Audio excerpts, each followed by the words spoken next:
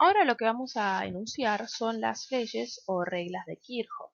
Sería la pronunciación más correcta, en general le vamos a decir Kirchhoff, castellanizado. Bueno, Kirchhoff enunció estas leyes en 1845. Fíjense que la mayoría de los avances de la ciencia que vemos en Física 2 ocurrieron del siglo XIX.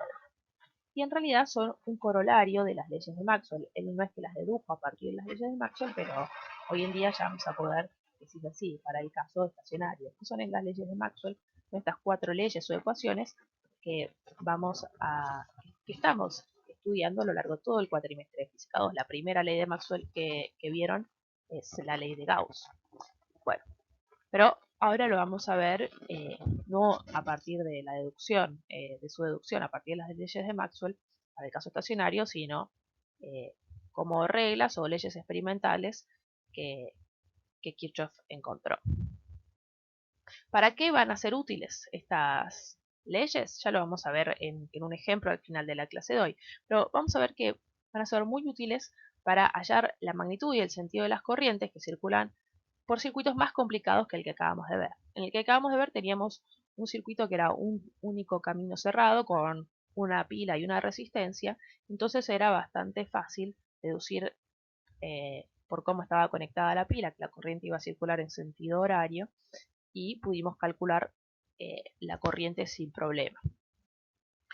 Pero cuando empezamos a tener más ramificaciones de circuitos, o sea, más de un camino cerrado y más de una pila, ya no es tan trivial hallar el sentido de circulación de la corriente y de su magnitud por cada uno de estos caminos.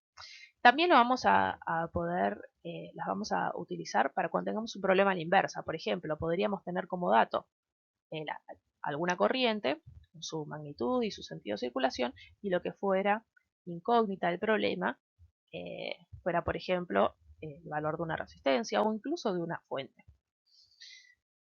Bueno, esto es lo que les acabo de comentar. Pero antes de enunciarlas, vamos a tener que definir algunos conceptos, que algo ya los estuvimos trabajando, pero vamos a ponerle nombre. ¿Qué es un nodo? Un nodo va a ser cuando tengamos una ramificación, hasta ahora les hablaba de ramificaciones eh, del circuito, donde haya una unión, es el punto de la unión de dos o más cables en el circuito. Y una malla es un camino cerrado en un circuito. Entonces, a ver, veamos esto con un ejemplo.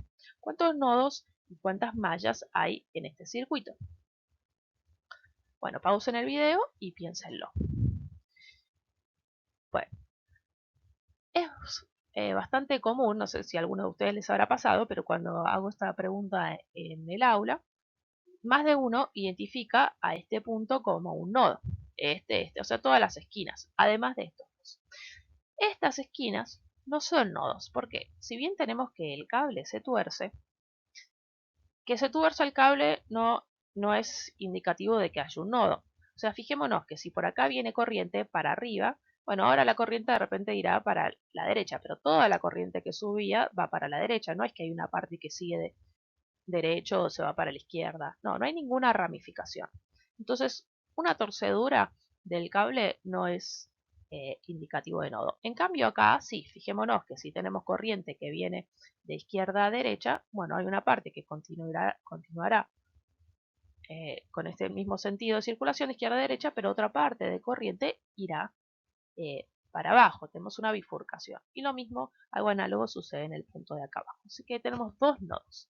¿Y cuántas mallas hay?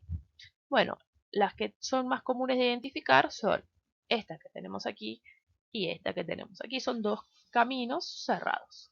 Pero en realidad hay una tercera malla en este circuito. ¿Cuál es? La que engloba todo. Fijémonos que si recorremos todo por acá, también estamos recorriendo un camino cerrado. Entonces, este circuito tiene dos nodos y tres mallas. ¿Por qué es importante definir previamente bien qué es un nodo y una malla? Bueno, porque a las leyes de Kirchhoff las vamos a conocer como la ley de nodos y la ley de mallas. Si buscan en la literatura va a ver en algunos lados donde las enuncian de otra manera, le dicen primera y segunda ley de Kirchhoff, o como ahora vamos a ver, ley de corrientes y la ley de tensiones. Pero bueno, en general nosotros le vamos a llamar ley de nodos y ley de mallas. Más allá del nombre, ahora vamos a ver qué es cada una. La ley de nodos o la ley de las corrientes de Kirchhoff nos dice que la suma algebraica de todas las corrientes que pasan por un nodo tiene que ser igual a cero. Está basada en el principio de conservación de la carga y en la condición del estado estacionario, como dice ahí. Quiere decir que no se pueden acumular cargas en ningún punto del circuito, porque si no, no estaríamos en el caso estacionario. Entonces, acá tenemos un nodo. Esto no es un circuito completo, ¿ven? Es solamente una parte. Acá esta rama va a algún lado que no sé qué le pasa y lo mismo con estas dos. Pero acá tenemos un nodo porque tenemos una unión de más de dos ramas. Cada una de estas son ramas. Y acá tenemos tres ramas.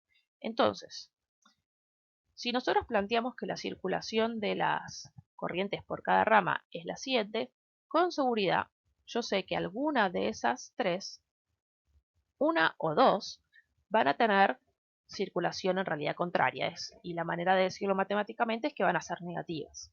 ¿Por qué? Porque si aplicamos esta definición de ley de nodos, hacemos la suma algebraica de todas las corrientes que pasan por este nodo y vamos a ponerle el mismo signo a todas las que entran y signo contrario a todas las que salen. Entonces, todo esto entra. Entonces, y 1 es positiva, y 2 y 3 todas positivas. Para que esto sea igual a 0, bueno, fíjense, alguna tiene que ser negativa con seguridad, una o dos. ¿Qué es esta observación que está aquí? Entonces, la manera matemática de expresar esta ley, la sumatoria de las corrientes, la suma algebraica de todas las corrientes tiene que ser igual a 0, u otra manera de pensarlo es que todo lo que entra es igual a todo lo que sale. Entonces, en este caso yo miro, a ver, todo lo que entra, bueno, todo es igual a todo lo que sale, que no hay nada igual a 0. Y obviamente también podemos despejar este miembro para el otro lado y hacer todo lo que entra menos todo lo que sale es igual a 0. Bueno, cada uno lo maneja como más le resulta. Pero esto es muy importante y por eso está resaltada en rojo, esta regla o ley de Kirchhoff. Bueno, y la ley de mallas es la que nos habla de tensiones. Nos dice que la suma algebraica de las caídas de tensión a lo largo de una malla, o sea, de un camino cerrado, tiene que ser igual a la tensión total suministrada. Ahora lo vamos a ver en un ejemplo y va a quedar un poco más claro. Está basada en el principio de conservación de la energía, en condición nuevamente estacionaria o estática, porque también nos va a servir no solo para los circuitos de corriente continua, sino también para los circuitos eventualmente de capacitores de electrostática, nos serviría la misma ley. Y entonces apliquémosla a este ejemplo. Tenemos una única malla en este circuito está compuesto por una malla, pero tenemos dos resistencias y dos fuentes ubicadas de esta manera, donde recordemos que en la fuente el borne, la patita corta es el borne negativo y la patita larga es el borne positivo. Y esta fuente va a intentar hacer que la corriente circule de menos a más, o sea, en sentido horario. Pero esta fuente está dada vuelta, ¿ven? Esta corriente va a circular al revés por esta fuente. Bueno, esto sería, por ejemplo, el caso de que uno tiene una pila recargable que tiene que recargar y la conecta en el cargador. Entonces, el cargador hace que la corriente circule en sentido horario y pasa esta corriente al revés de más a menos por nuestra pila recargable y así vamos recargando su electrolito. Entonces esta es la que estaría entregando la energía, la potencia. Ahora vamos a hablar de potencia en un ratito. Y esta está absorbiendo esta energía potencia. Bueno, más allá de eso, planteemos la ley de mallas. Tenemos que recorrer esta malla entera. Para empezar a recorrerla tenemos que empezar por algún lado. ¿Por dónde empezamos? Bueno, nosotros decimos, ¿dónde cargamos? Yo voy a decidir empezar por aquí. Y eso entonces lo voy a señalar con un punto para indicar dónde empezar a recorrer. No es que sea obligatorio indicar por dónde, pero bueno, es una buena práctica, sobre todo para cuando hagan un examen escrito, para facilitarle la corrección al docente y no tener que estar deduciendo por dónde empezaron, que bueno, si lo plantean bien es fácil, pero si a veces se confunden en algún término, no es tan trivial identificarlo. Entonces lo mejor es indicar por dónde empezamos, por ejemplo acá por un punto, o le asignan una letra al punto como quieran. Y el otro tema es cómo la recorremos a la malla. Yo recién estaba haciendo con el láser el camino todo el tiempo de manera horaria, pero tranquilamente lo puedo recorrer al revés al camino. No hay nada que me indique que lo tenga que hacer de una u otra manera. Eso es totalmente también a gusto de cada uno. Y también es una buena práctica, sobre todo para en un examen escrito, indicárselo al docente y que pueda corregir fácilmente, es indicar el sentido de circulación. Por ejemplo, yo lo indiqué acá. Lo podrían haber indicado acá en la malla, pero de alguna manera indicar cómo le están recorriendo. Entonces, si empezamos a recorrer acá en sentido horario, al atravesar la pila de menos a más, va a aumentar la tensión. Va a haber una subida de la tensión, o sea, en este punto estoy a un potencial mayor que el que estoy acá abajo. Entonces sube la tensión. Ahora, cuando atravieso la resistencia, recordemos la clase pasada, la ley de Ohm, si atravieso la resistencia en el sentido de circulación de la corriente, entonces va a caer la tensión. En este punto voy a estar a un potencial menor que en el que estoy acá. Cae la tensión. ¿Cuánto cae la tensión? Ley de Ohm, I por R1, o sea, la corriente que atraviesa la resistencia, que es I, por el valor de la resistencia. Hay otra manera de pensarlo poniendo unos signos más y menos, que eso, para no mezclar ahora los distintos métodos, lo dejo para que lo vean en sus cursos. Pero bueno, este es el que en general utilizo yo. Ahora atravesamos la segunda pila. Llevamos de más a menos. Entonces la tensión cae. En este punto estoy a un potencial menor que en el que estoy acá. Hay una caída de tensión al recorrer la pila en el sentido horario. Y nos queda la última resistencia. Nuevamente, recorremos la resistencia en el sentido de la circulación de la corriente, porque la corriente por toda la malla está circulando en sentido horario, y yo también estoy recorriendo la malla en sentido horario. Entonces, en este punto voy a estar a un potencial menor que el que estoy acá. Recorro, atravieso la resistencia en el sentido de circulación de la corriente, así que pongo menos I, la corriente que pasa por R2, por R2. Y llegué al mismo punto de partida, así que igual a 0.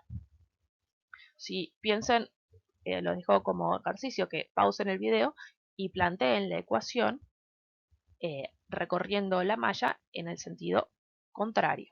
Y bueno, si lo despausan, acá está la respuesta.